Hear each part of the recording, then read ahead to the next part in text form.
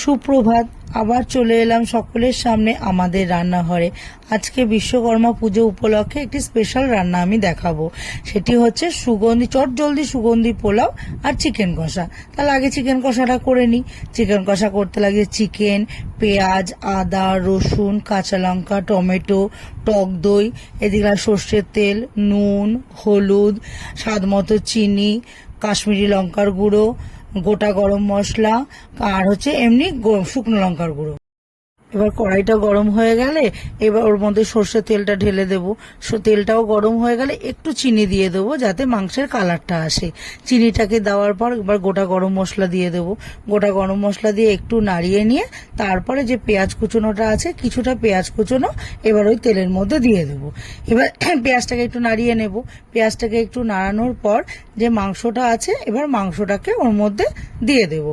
এবার মাংসটা দিয়ে একটু ভালো করে একটু মিশিয়ে নিয়ে এবার মিক্সির বাটির মধ্যে বাকি পেঁয়াজ কুচোনো, আদা, কাঁচা লঙ্কা, রসুন, টমেটো, টক দই এগুলোকে একটু পেস্ট করে নেব। এগুলো পেস্ট করে নেব। ওদিকে ওটাও ততক্ষণে আরেকটু নরম হয়ে যাবে।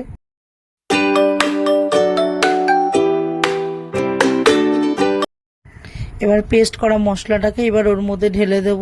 তারপরে নুন দেব, হলুদ দেব, লঙ্কার গুঁড়ো দেব, কাশ্মীরি লঙ্কার গুঁড়ো দেব।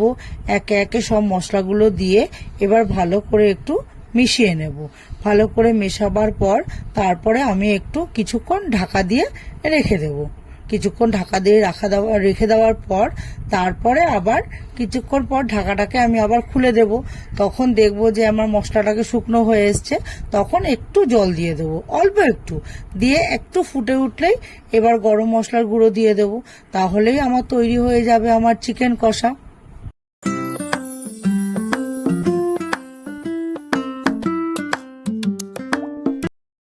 এবার তৈরি করব চটজলদি সুগন্ধি পোলাও। সুগন্ধি পোলাও তৈরি করতে লাগবে গোবিন্দভোগ চাল, ঘি, সাদা তেল, কাজু, কিশমিশ, গোটা গরম মশলা, তেজপাতা, নুন, হলুদ, চিনি আর লাগবে গোলাপ জল, কেওড়া জল। এবার আমি কি করব, গোবিন্দভোগ চালটা আগেই আমি ভালো করে ধুয়ে ভিজিয়ে জল ঝরিয়ে রেখে দিয়েছি। এবার প্রেসার কুকারের মধ্যে সাদা তেল দিয়ে ঘি ঢেলে দিলাম। তারপরে আমি গোটা গরম মশলা দিলাম, গোটা গরম মশলা তেজপাতাটাও দিয়ে দিলাম। দিয়ে একটু নাড়াচাড়া করে এবার যে চালটা রেখেছি ওই চালটাকে আমি এবার প্রেসার কুকারের মধ্যে দিয়ে দেব। এবার চালটা দেওয়ার পর নুন, হলুদ এগুলোকে দিয়ে ভালো করে একটু মিশিয়ে নেব। ভালো করে মিশিয়ে নিয়ে চিনিটাকেও ওর মধ্যে দিয়ে দেবো।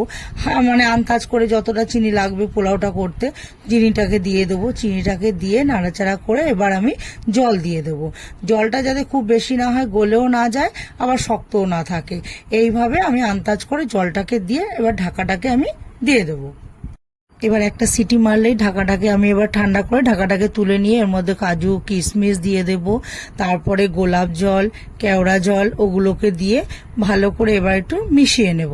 আর যেটা দেব গোটা গরম মশলা তখন ফোড়ন দিয়েছি, কিন্তু জায়ফল জয়ত্রীটা যেটা ওটা একটু গুঁড়ো করে রেখেছি ওটা এর মধ্যে এখন দিয়ে দেব। দিয়ে নিয়ে ভালো করে একটু নাড়াচাড়া করে আর একটু ঘিও দিয়ে দেবো। দিয়ে তাহলেই তৈরি হয়ে যাবে আমার চটজলদি সুগন্ধি পোলাও। এই রান্নাটি যদি ভালো লেগে থাকে তাহলে লাইক করবেন, শেয়ার করবেন, কমেন্ট করে জানাবেন, অবশ্যই সাবস্ক্রাইব করবেন। ধন্যবাদ।